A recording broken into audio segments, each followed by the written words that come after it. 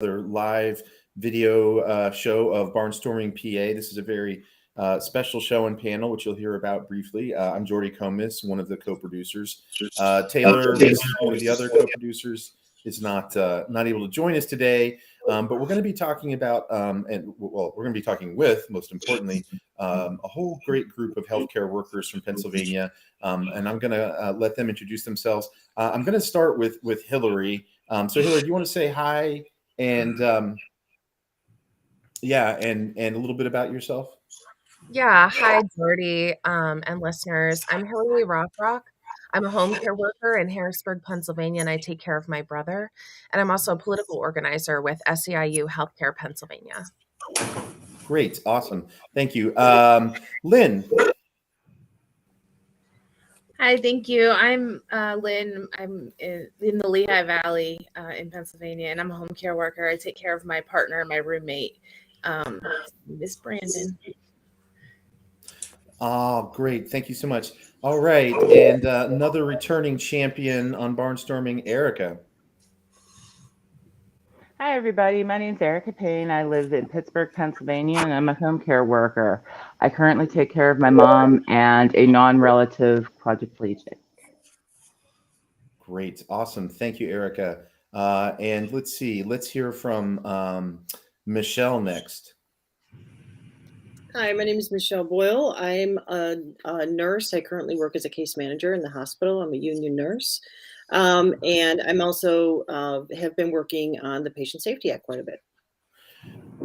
Does that mean that you're a nurse just for union members, or you're a nurse who's in a union? I am a nurse who is in a union. Okay. Gotcha. Okay.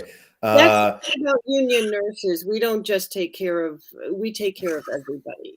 Unlike hospital systems who only take care of the people who they fleece for money. Mm-hmm. Well aimed, Barb. Okay, thank you so much, Michelle. And let's go now to Caitlin. I think first time on Barnstorming, if I'm right.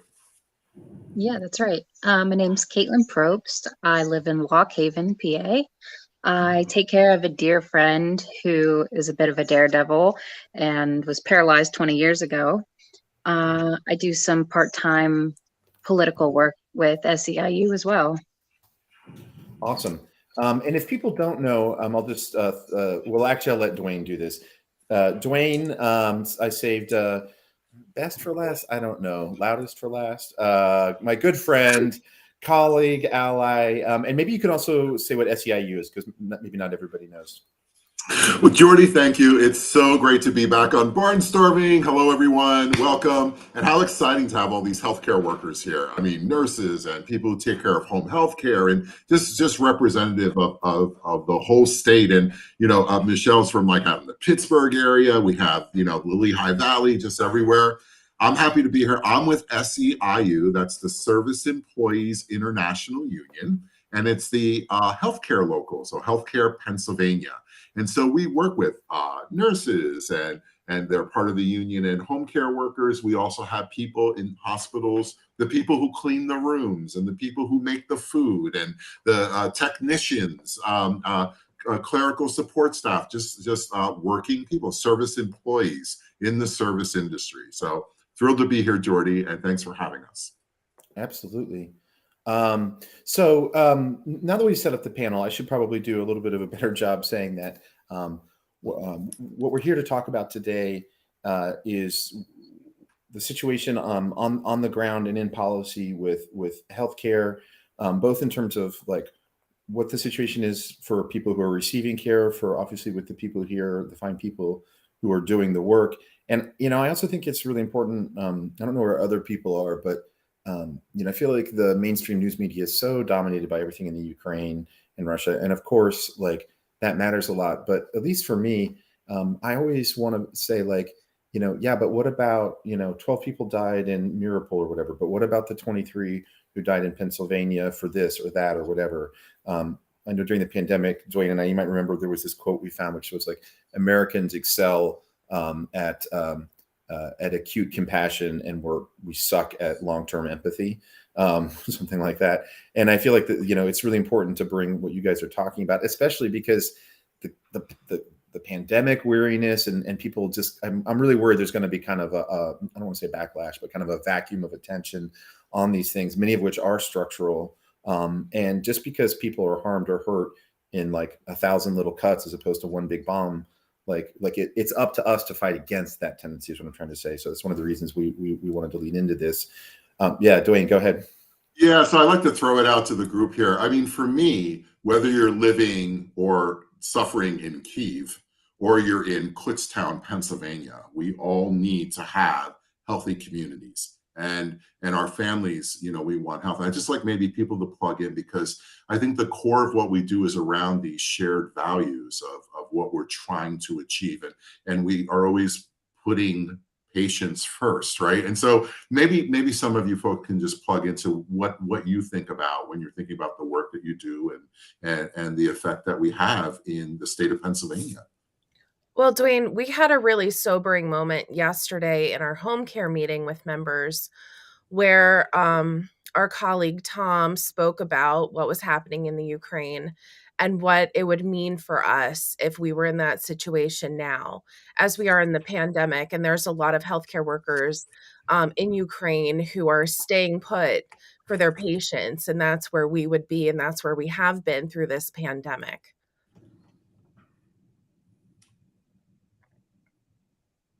Anyone else want to jump in? One of the things that impacted me too about the meeting was thinking about how many people are being taken care of right now? How many people do we take care of? But also the people that don't have somebody to take care of them, right? I watched a reporter have to help people across a broken bridge with an old man who couldn't walk in a sling, right? And he had 4 people and all these people helping him out. But yet Erica has her consumer who was stuck in a bed for 24 hours because no worker showed up for her. You know what I'm saying? Yeah, like, and the people are literally stuck in bed here in the United States. And it's terrible what's going on in the Ukraine, but it's terrible what's happening here too. And everybody needs health care, right?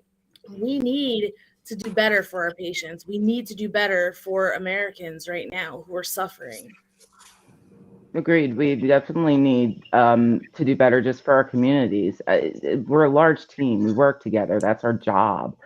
We work together to help others, but when it comes right down to it, we can't even help ourselves because there's more need than there is actual people to actually take care of them, such as what Lynn just said. My consumer didn't have somebody show up, and as a result, she got like a second-degree burn on her arm. When we don't have the people to step up to take on the care, what ends up happening is disastrous. You know, and at this point, you know, we have too much on our plate as it is. We're burnt out. We cannot keep up with the workflow of need that's 6 to 7 times the amount of one worker that we can actually do. We're over fatigued. Workers can't take care of themselves or their families because they're too busy working and fighting for better care for patients. And the trauma, we know that we have to come to terms with the fact that our health isn't enough and our patients are left fending for themselves. And all of this is due to only 2 things. One is the privatization of healthcare based on the insurance companies who have made decisions as to where you can get care and how that care is given to you. And the second one, and I want most people to understand this, elected officials make decisions that affect your care without your input. This is the main chronic problems that are affecting our healthcare and why we, as the people on the ground, the boots on the ground, cannot make these changes. They get in the way of your care and they get in the way of our ability to help our patients. And that's what our Patient Safety Act is all about, which Michelle, the expert, I'm going to let her explain more about that to you. You know, first I'd like to talk about the image of the reporter helping the man across the bridge as it was, you know, as they're fleeing Russia. And this bridge is, I didn't see the image. In Pittsburgh, we had a bridge collapse with people on it because our officials decided at the state level that we did not need to fund fixing bridges. I have a lot of words that are not repeatable right now. I was in Haiti in 2010. When I was down there, it was post-earthquake. I unfortunately think it's not much better at this point. If you look at it, it's impossible to describe, and even images on it on TV, like seeing the images of Ukraine. Actually, honestly, I haven't watched it that much because the images that I saw in Haiti were very similar. You would have an entire street and there would be 3 houses standing. That is a healthcare crisis because there is not, the nursing school was rubble. The medical school was rubble. The earthquake happened at 3 o'clock in the afternoon. The doctors, the students, the hospitals were open and it was rubble. And that is what is happening in the Ukraine because somebody is choosing to do that. What's America's excuse? What's our excuse for letting bridges fall? What is our excuse for letting people die? And the post-traumatic stress that, I really, really want to stress this. Anybody who walks into that hospital, is dealing with people dying. Housekeepers spend the most time with patients.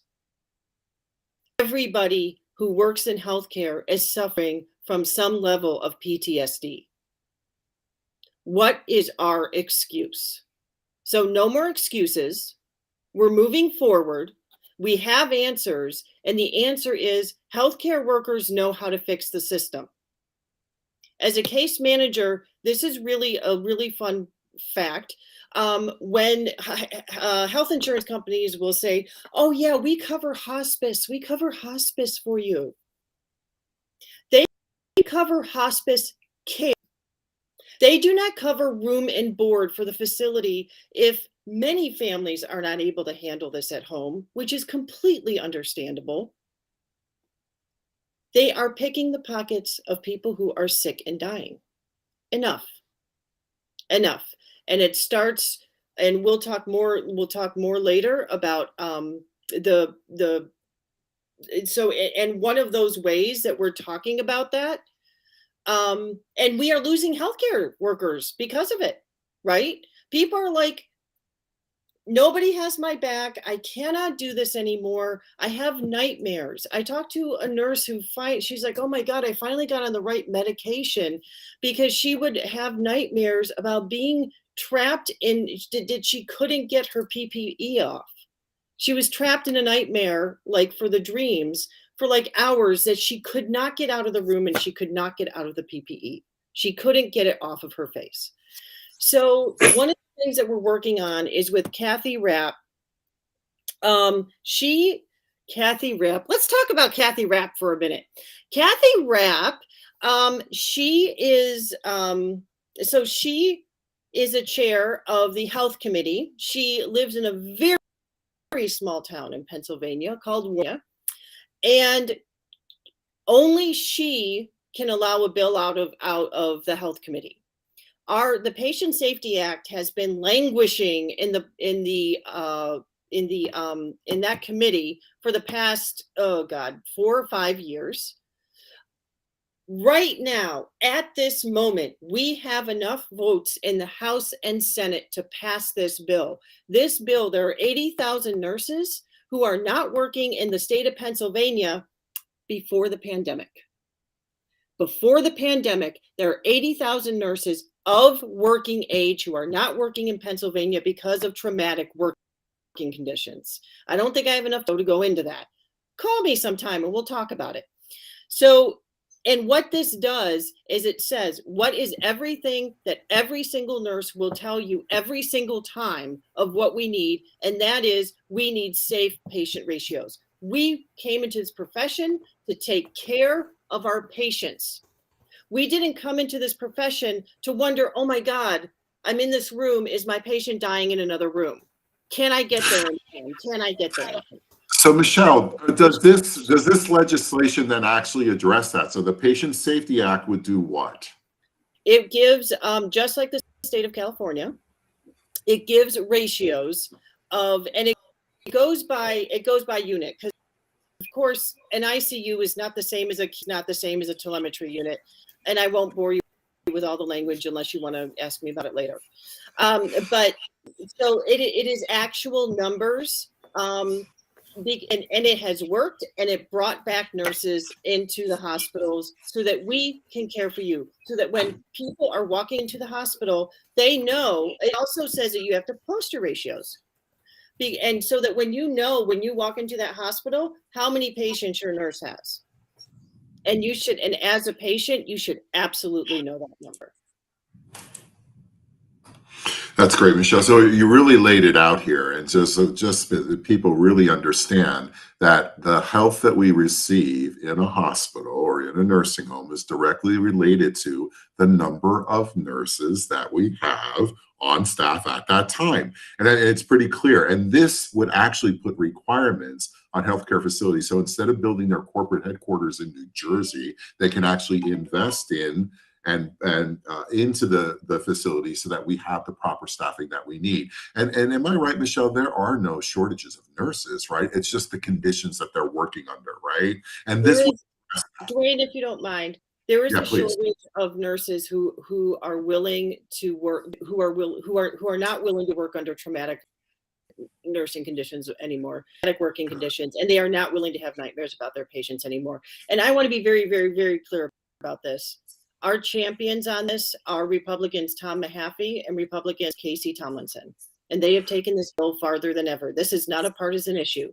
Across the board, everybody's going to end up in the hospital. Everybody deserves to feel safe in the hospital.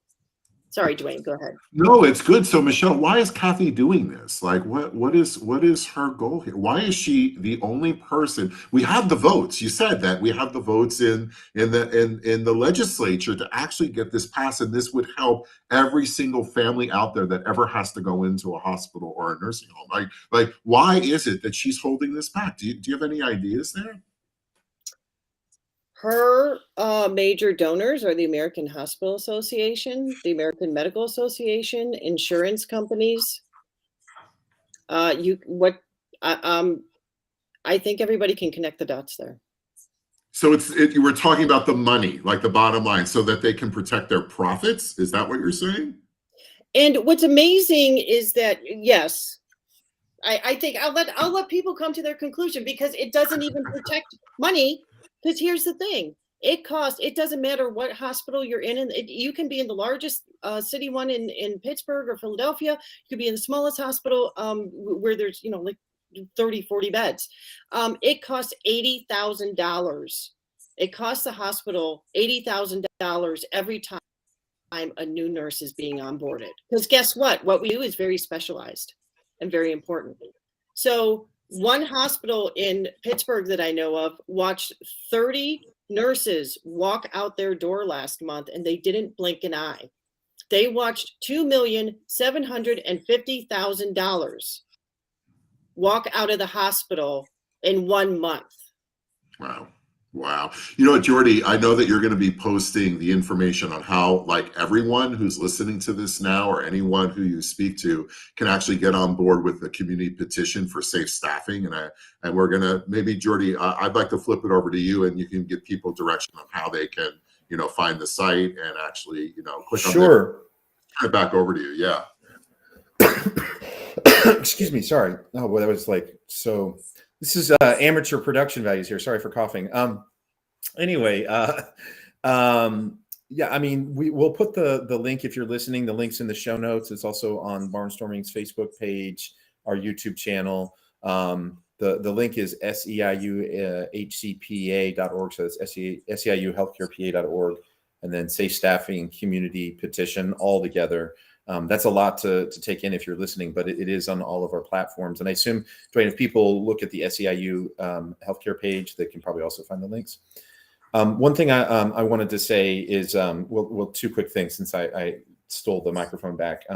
If you're listening or watching, please check out our webpage, www.barnstorming.pa. Taylor and I are a values-driven, money-losing business, which is fine, but we do have T-shirts now, and you can also support us directly by becoming a patron or just throwing some money in the tip jar. And the other thing I just wanted to say, following up with what Michelle was saying, is I feel like the normal model of civics we get taught is once people are elected and they're in governance, they're supposed to listen to both sides. And, we have this very kind of idealized view. And it has broken down so much in Washington and in Pennsylvania. And it's really refreshing to hear you say that it's working on this issue, because I'm an elected official at a small level in local governance, and I work with Republicans all the time. Michelle, I'm glad you said that, because I think it's really easy for people to feel like we can't get anything done until we have a total partisan lock-in. And if we can make progress, we can make progress. That's all I care about. So that's what I wanted to say. And then I'll throw it back to who's up next, Dwayne? Is it Lynn? Well, actually, Caitlin, I'd like to, thanks for joining us here. I'm so glad you're here. I think this might be the first time you're on this podcast. And so I wonder what your general thoughts are about this whole discussion. We heard from Michelle about, Kathy Rapp and how she's holding things back. We heard from Eric, from everyone, about how important elected officials are. And I thought maybe you might be able to shed some light on your thoughts about that. Yeah, sure, Dwayne, and thank you for having me. So, healthcare workers and patients alike, we want a system that works for everyone. And general public really does believe that there's this huge divide between politics and healthcare, and when they meddle with each other, bad things happen. But that's not always the case.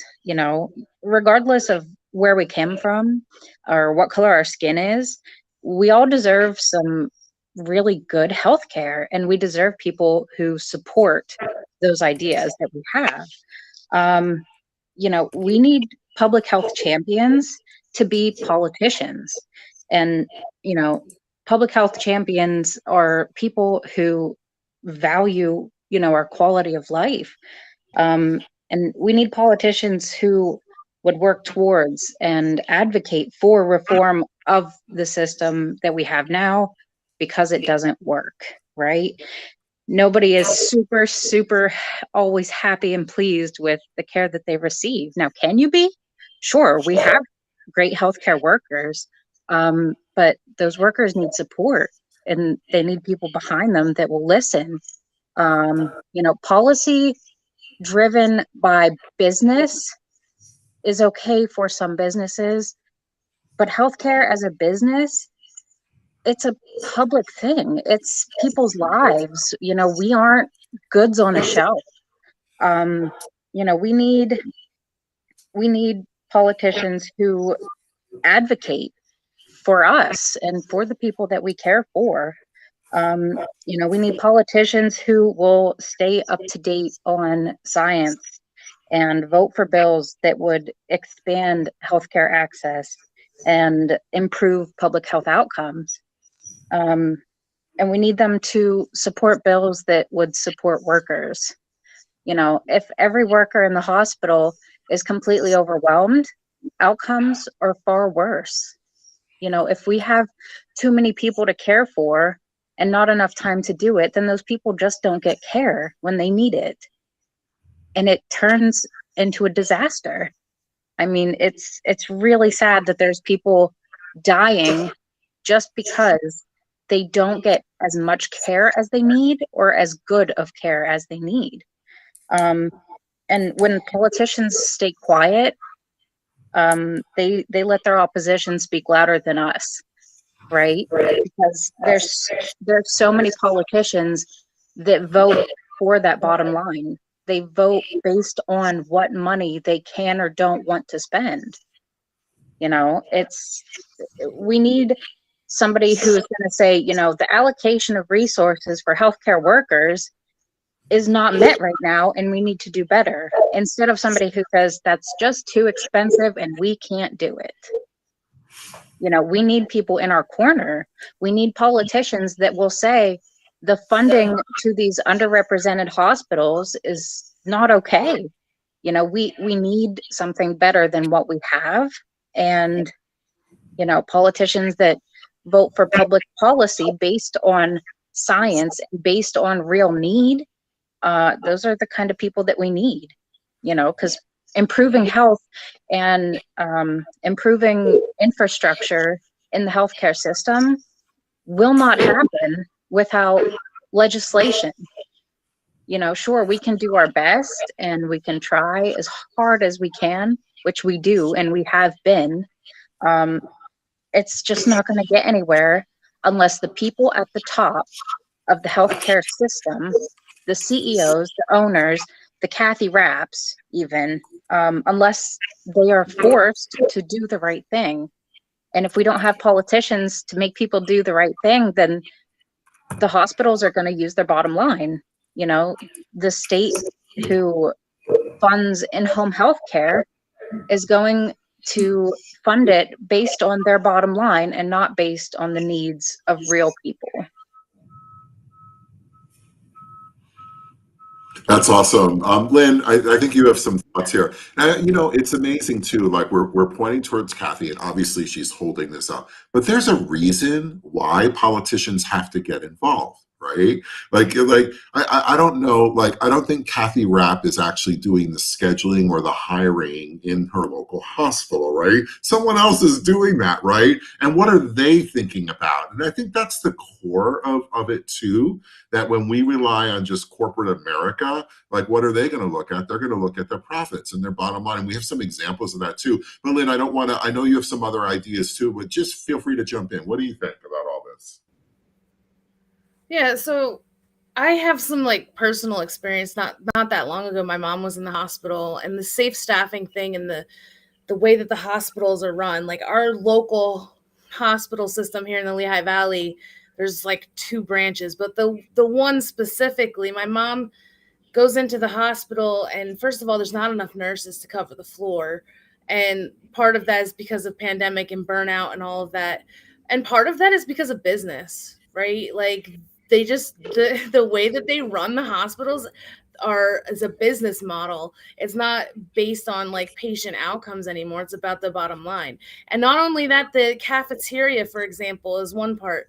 This hospital, like, I broke my ankle a while ago and I stayed at this hospital, and I had no problem getting, meals and food and all that stuff. When my mom was in the hospital, she literally, one day, not a single person on her floor got any food till after 2:00 in the afternoon. Nobody. They had families coming in to feed their loved ones because the cafeteria was outsourced, and that company couldn't hire anybody to come in and work the breakfast shift because everybody called out in protest.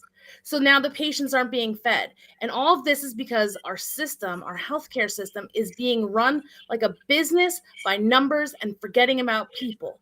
Because when we work like this, when we run our hospital systems like a business, and there's no regulation from the government, who wins? The businessman. Who loses? All of us, right? We all lose.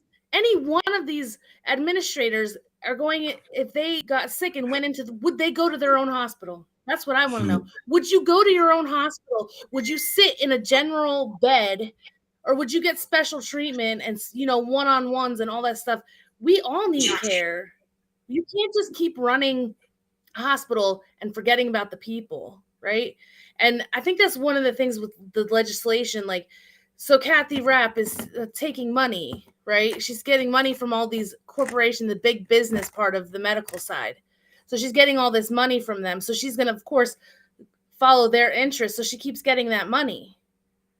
So how are you going to hold up a bill, right, that's helping actual people? Because isn't that what this medical system is supposed to be doing? Taking care of the actual people? Like my mom, who's sitting in the hospital, who I had to be in there every single day, and I'm taking care of her?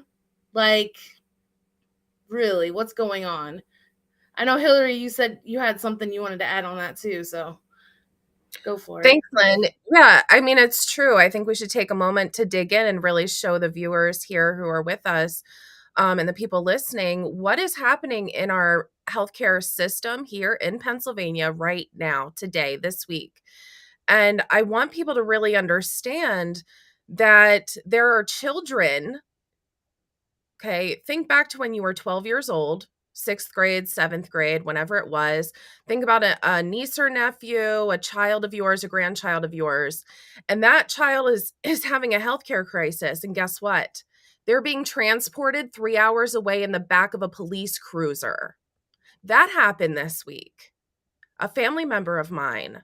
Imagine being that child. You're not being transported by ambulance to a hospital bed. You're being transported in the back of a police cruiser. And how much is it costing the taxpayers to pay that police officer who's now not able to do his job to drive 6 hours round trip to deliver a child to a hospital? That is happening here in Pennsylvania this week. There are people in our nursing homes sitting in their filth at this minute, right now, with no one able to help them because there's not enough staff to do the job. In home care, as Lynn had mentioned, and Erica's patient had to lay in bed for 24 hours because there was no one to show up for her. And she may be forced into a nursing home. She has a full-time job. She's a working, productive member of society. She doesn't belong in a nursing home. But guess what? Kathy Rapp has decided that none of our lives matter that much, more than the money in her pocket or in these executives' pockets, whether they're through the insurance companies who are denying care or removing care.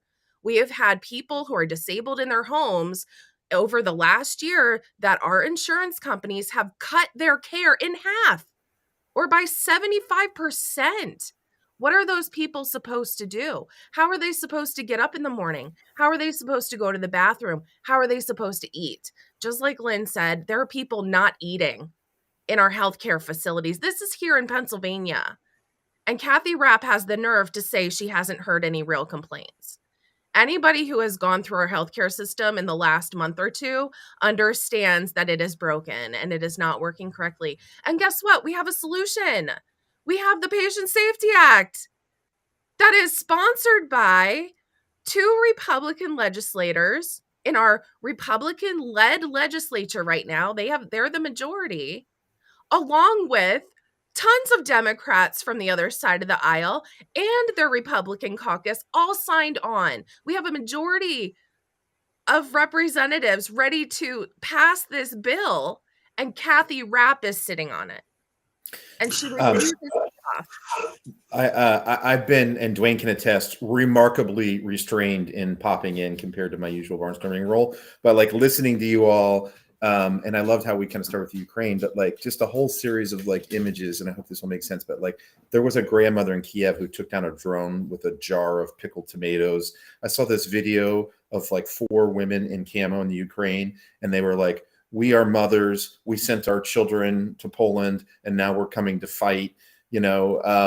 I saw this interview with another Ukrainian woman, and she's talking about how all of their children are now being soldiers. And she had like short hair, kind of Sinead O'Connor 80s era, those sort of Slavic blue eyes. And then the camera panned down and she's nursing her baby like in the moment. I'm just like, you do not fuck with strong women. And like, you all are like our strong women here. And I was just listening thinking like now I know why somebody like Kathy Rapp does not want to hear from her constituents. Like she's terrified of running into like these, furious advocates here.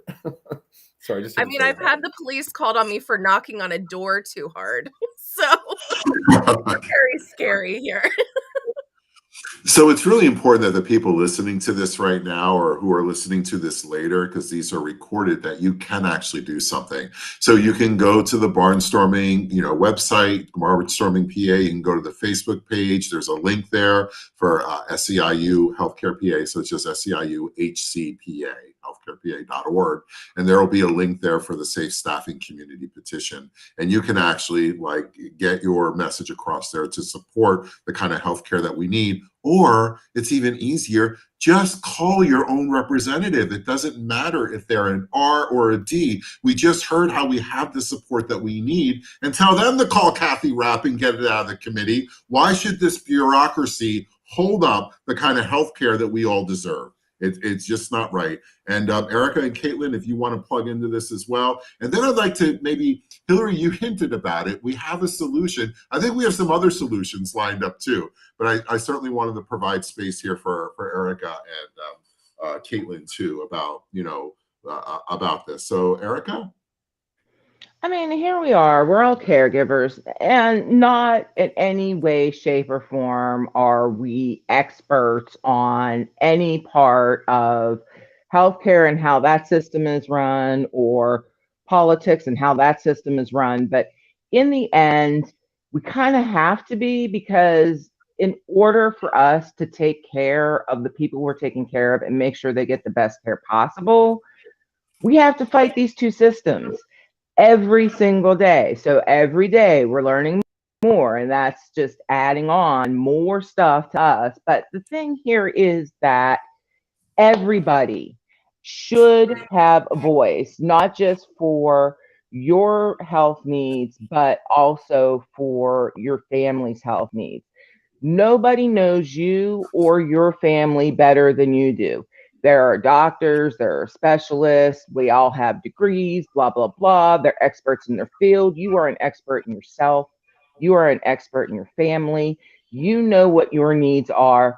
You know what things that you guys want to do or will do or are not willing to do. Do not let these two systems bully you. You have the right to stand up when you're in the hospital about your care. You have the right to stand up when it comes to elections and who is going to be making those decisions about how these hospitals are structuring your care. And that's all I can add to that. Caitlin? Yeah, definitely, Erica. If you don't vote for the people who will support you, then who are you voting for? I mean, if we go out and pick to re-elect the representative who has continuously put business over people, then the outcomes are not going to get any better. There's so many politicians that disregard the science because it's too expensive, or even the opposite. There's politicians out there who want to meddle so badly in the lives of healthcare professionals that they place gag orders on them, or they tell them what they can or cannot do for their patients. So you have to find that sweet spot of supporting somebody who supports people enough that, you know, the healthcare system itself is brought under control and made to support patients and do right by everyday people like all of us, but also that doesn't, you know, meddle in your lives to the point that it also can, you know, cause worse outcomes when it comes to the care that we give. You know, all of us as healthcare workers, we know what we can and cannot do. We know what we are supposed to do. We know how to do it, and we do it well, and we do it with a smile most days. And the fact that we have politicians out there that say, you are good, you are great, thank you for doing what you do, you're a hero, but they turn around and they vote for something that directly impacts us in a negative way. Like we really need healthcare champions like at this time. So even if you're not into politics, you have to understand that politics will be like a major driving force in the healthcare field. it's so entangled that it's confusing, right? Because I'm not an expert, but I do know that if I want better for myself and for everybody else that I love and care for, I have to vote, and I have to vote for the right people. Exactly right, Caitlin. We have to vote for the people that stand with us, that have stood with us through this, right? There are a lot in the legislature and in elected positions that have stood with us, that have voted to support people who either work in healthcare or are getting the care from the caregivers. And those people are people like Josh Shapiro. He's running for governor. He is a healthcare champion. He's currently the attorney general. He is not afraid of a fight. He's not afraid to go up against the big corporations like UPMC. He's not afraid to stand on the picket line. He's not afraid to stop and listen to a healthcare worker or a family member whose mother is in a nursing home or whose child is in the hospital. He's not afraid of those conversations. And unfortunately, a lot of people in positions, either elected or not, that are making decisions are afraid of holding those conversations because they're difficult conversations to hold. And to understand that they have that power, that they're wielding that power for the people of Pennsylvania, and yet they want to ignore being educated on the situation. And we can't allow people who are ignorant to what is happening right now to continue making these decisions, which is why Erica said we have to become experts ourselves. I've had to delve into politics. If I am in this arena, something's wrong. I want to spend time with my kids. I'm a single mom. Like I have 2 teenagers. I have got to parent. If I'm in here doing this work in addition to taking care of my brother 100 hours a week over the last year, there's something wrong with our system. And that's why we're here talking about it, to make sure that the community knows what's going on and that you have the power to make this change. And we need you to do it. We need you to vote for people who understand our healthcare system, who are willing to sit down and be educated about it, and are willing to make the hard decisions necessary to fix it. And it is hard decisions. And then there's a lot of conversations that have happened. And there are a lot of people who are learning what's happening. But unfortunately, we're in an emergency situation. And we need people like Josh Shapiro who are already educated on it, who are already in it, who are already willing to do the work and have shown and proven they're willing to do the work for safe staffing, so that the people of Pennsylvania can get taken care of and that the people who are taking care of them have what they need. And that includes mental health time. That includes sick time off. Not the 4 of us here, Lynn, Erica, Caitlin, and myself, we don't have sick time from our job. We don't even have health insurance. And yet we are taking care of the people in our communities who need medical care every day in order to get up, in order to eat, and in order to go to the bathroom or take a shower. We're the ones showing up for them. And unfortunately, there's not enough of us. We need more people to get involved and to do this work. And you can do it. And unfortunately, a lot like myself, family members are thrown into this job where you have to quit your job to take care of someone. And that's happening daily. We just spoke with a young man who lost his father a few weeks ago, and he's the only one in his family who can take care of his mother. That's his new job now, and he's never done it before in his life. And he's dependent upon the rest of us who are doing this work and who have a union, okay, to communicate with each other and ensure that we all have what we need to take care of the people in our communities. Because guess what? We are all spread out. There's over 150,000 of us in Pennsylvania and growing. And we need to have what we need. We needed PPE. Back at the beginning of the pandemic, we were an unmet need by FEMA. They forgot about us. Even though we are paid via Medicare dollars through our state legislature, they decide. We were forgotten. We didn't have masks. We didn't even have gloves. People were doing this work, okay, touching other people's genitals, dealing with menses, dealing with every bodily fluid you can imagine without gloves. And that's the work that we have done.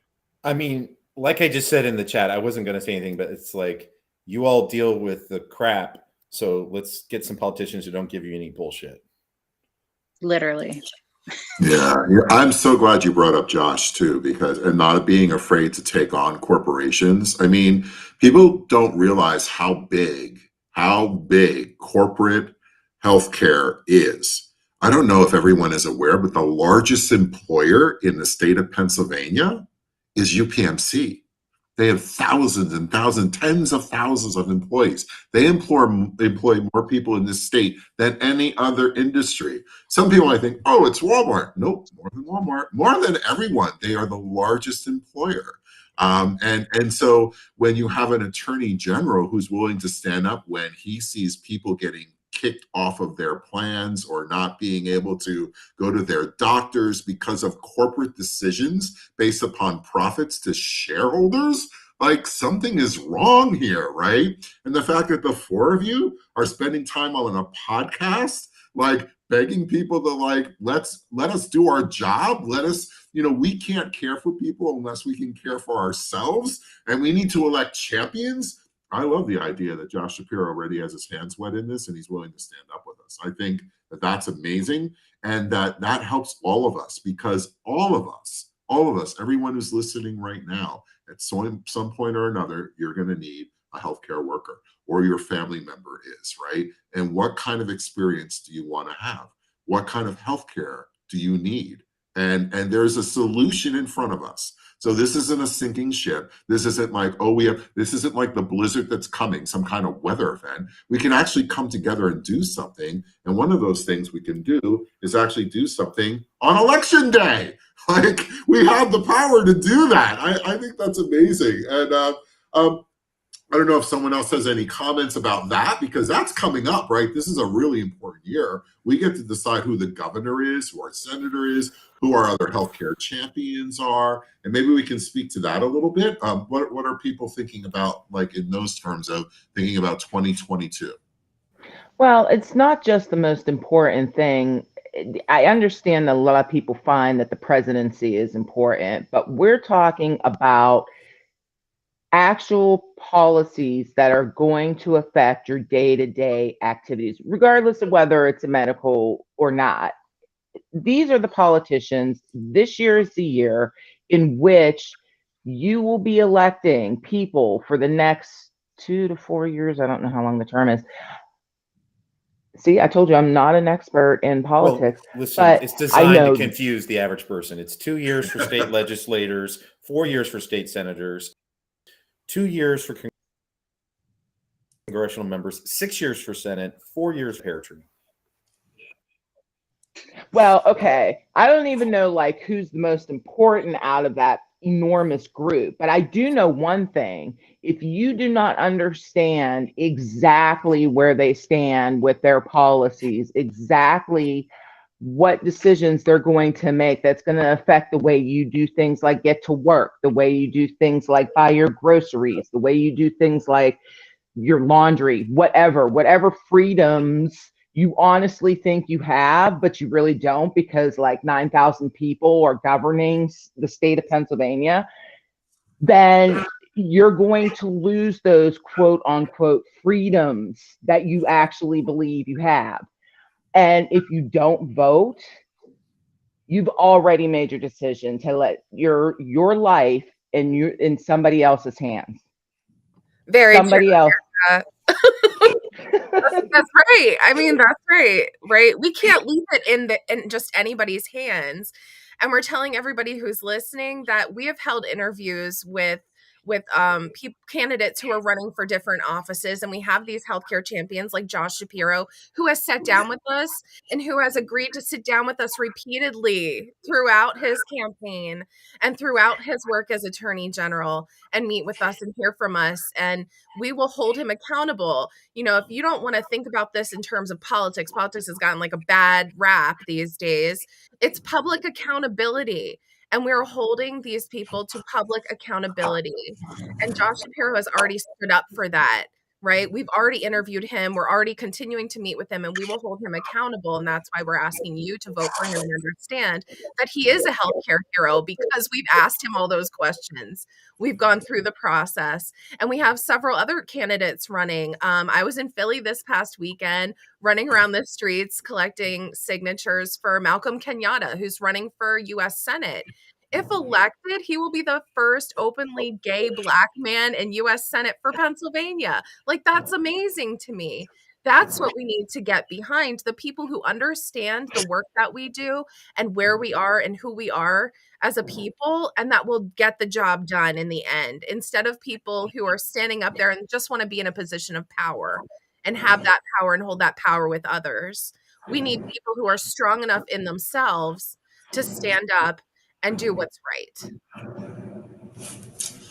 That's awesome. And one of the ways we can do that, I'm glad that it's turned around to what we can do as individuals and how we can actually plug in. And I think one of those things is obviously just registering to vote, or checking your voter registration, or going online to order your vote by mail, so that because who knows what's going to be happening on election day. You can do, everyone listening to this can do this right now. And how you do that is just by going to www.pavoterservices.pa.gov. So that's www.pavoterservices.pa.gov. It's one-stop shopping. If you want to go there to find out about vote by mail, if you want to go there to find out about, am I registered to vote? Where is my polling location? What hours are the polls going to be open for? All that information can be found in one spot online. And by the way, thank you to Governor Wolf. Before he took office, you weren't even allowed to register to vote online. That was held up because there are people out there who do not want you to vote. They want you to sit back, like Erica said, and leave it into someone else's hands. It's also, I have to, sorry, that whole thing, like, in Pennsylvania, when I moved here, having lived in other places, like in Minnesota, where I first registered to vote when I was 18 in the year 19, I registered to vote on the day of the election at the polling place. No electronics were needed. It is not a complicated system. You move to Pennsylvania, and conservatives like to complain about the nanny state or whatever. And I'm like, how ridiculous is that? The old system was you have to basically show up with a note from the doctor saying why you couldn't vote. I mean, it's so intrusive and patronizing. And these Republicans think like, oh my God, like their lawsuit is like, how dare the legislature or the governor change the rules about voting? This is in the Constitution. We do not need a constitutional amendment so that we can be treated like normal adults who can participate in democracy. It's so ridiculous. And it wouldn't be an episode of Barnstorming if I didn't go with some random knowledge. Malcolm Kenyatta, when he's in the U.S. Senate, will be the first gay Black man. There's only been 3 gay senators or non-heterosexual. Kristen Sinema is a bisexual.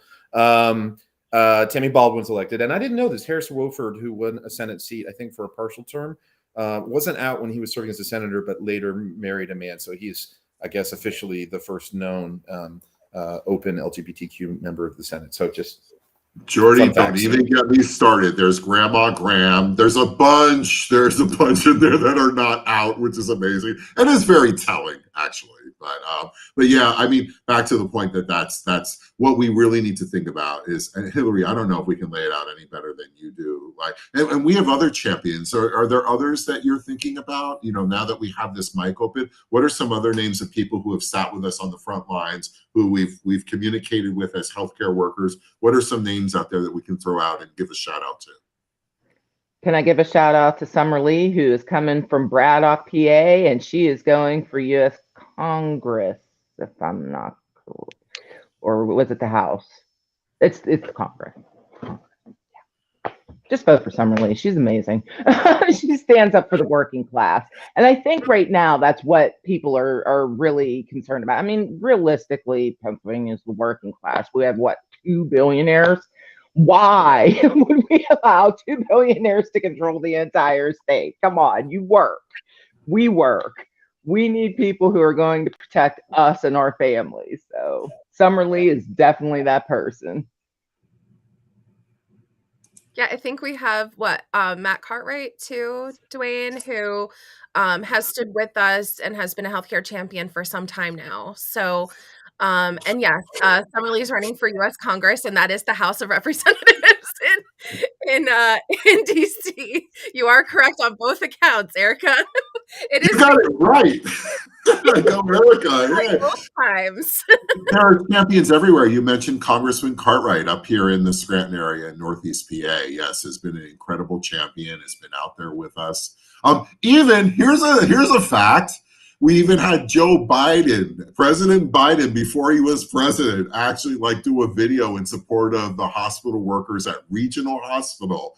He was born there, Old Mercy Hospital, and he did a video to help us and tweeted for us when we were concerned about closing down. You have Nurse Bridget Kozarowski, who has just been amazing, and Representative Maureen Madden and Eddie Day Pashinsky. And I mean, we have champions. Anyone who tells you that all politicians are alike are not paying attention. They are not paying attention, and we know that firsthand. So I don't know if there's any others to shout out. I know that we're coming close to our ending time here too. So any other folks that we can think of offhand that we've worked with? There's a ton of folks. Or Jordy, I don't know if you had any other perspectives on all of this too that you'd like to jump in with. This has been really eye-opening for me, hearing exactly what's happening in this moment and thinking about and tying that to the elections that are coming up this year and how we need champions. It really took a cool direction, I think. Jordy? No, I just, I think it's always important to encourage people to vote. And I also think it's really important to be understanding and sympathetic when people feel like their vote doesn't matter, because it's often treated like it doesn't. And that can be a hard thing for all of us to message. Voting is not the end of political engagement. It's kind of the beginning. And from that point, then people have to stay engaged. And that can be hard, and people are working and they have people to take care of and things come up. And so, honestly, the deck is stacked against working people and everyday people. But we use different metaphors at different times. Flock of geese is one. I know I've been down at times, and Dwayne is kind of helped pick me up, and I hope vice versa. And I've gotten to know Hillary, but like, that's the way we roll. We've got to be this sort of big, loud, noisy, marching band of flying geese. And I'm famous for my bad metaphors, who, when someone has to fall back, someone moves to the front, but the loud, cantankerous noise keeps going.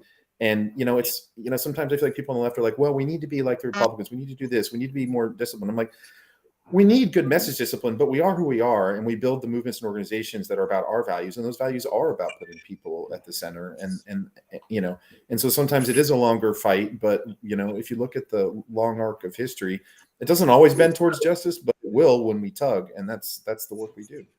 Yeah, and me being here based in Harrisburg, Jordy, I've had a chance to meet with a lot of the state legislature. And it would take me over an hour to say everything about everyone who has stood with us. There's certainly champions. Representative Maureen Madden is one of them. And Joe Webster, Representative Webster, Representative Frankel. There are so many. Sarah Innamorato in Pittsburgh.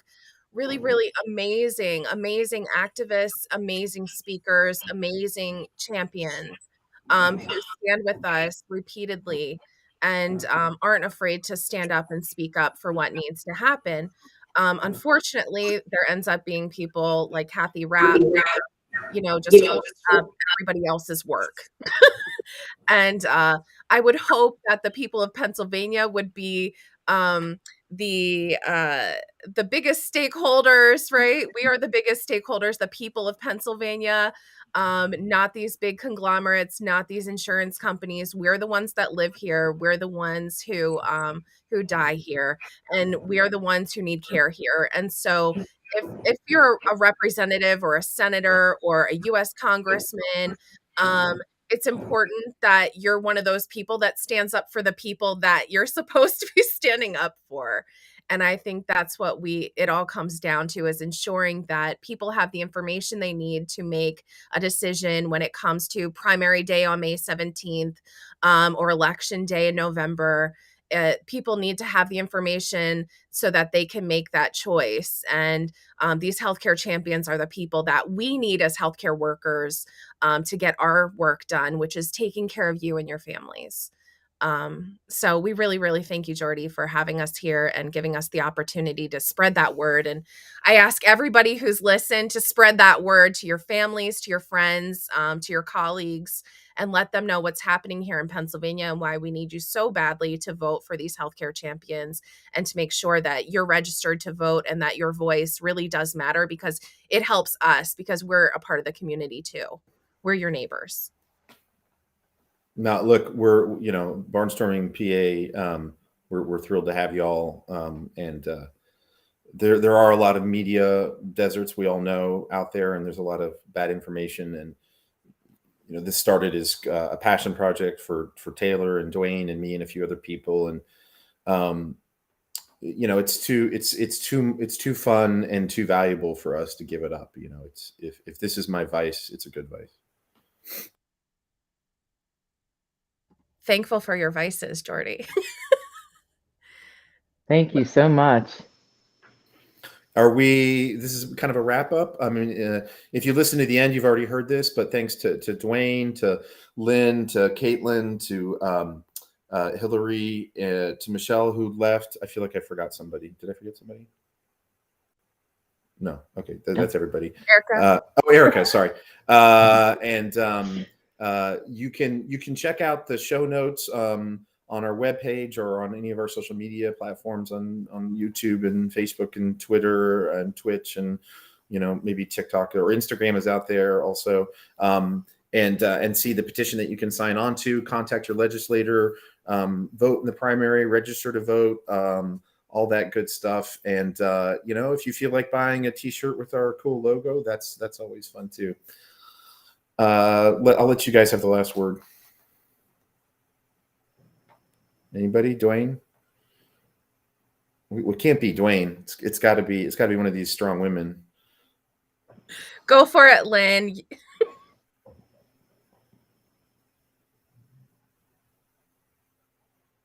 Oh, you're muted. I said the women have the last word, and I muted her. Oh, she can't unmute. Sorry. Go ahead, Lynn. Am I unmuted? Yeah. You muted me.